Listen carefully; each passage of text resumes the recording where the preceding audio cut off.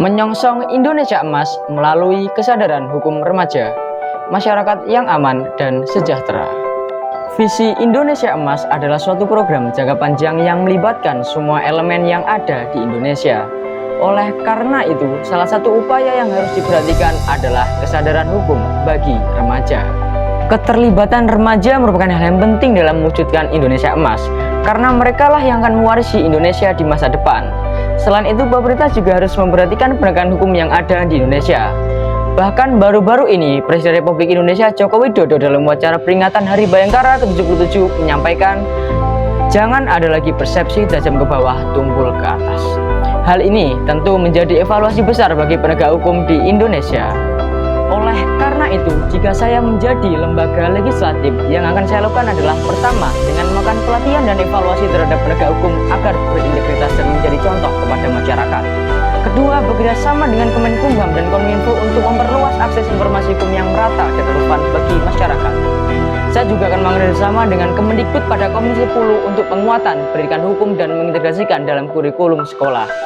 Dengan mengimplementasikan dan merealisasikan program-program tersebut sebagai seorang legislatif, saya akan memaksimalkan fungsi dan hak saya.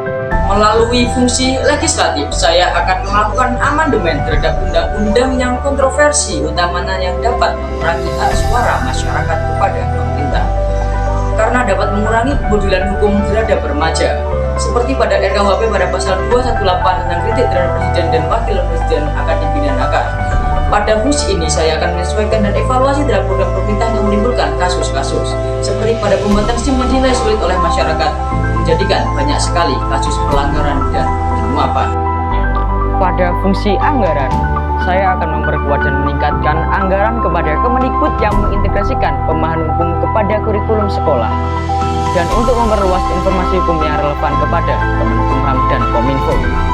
Pada fungsi pengawasan, saya akan melakukan pengawasan terhadap program pendidikan hukum yang diimplementasikan Kemendikbud, mengawasi berjalannya penyebarluasan informasi hukum dan advokasi pada masyarakat yang dilaksanakan oleh Kemenkumham dan Kominfo.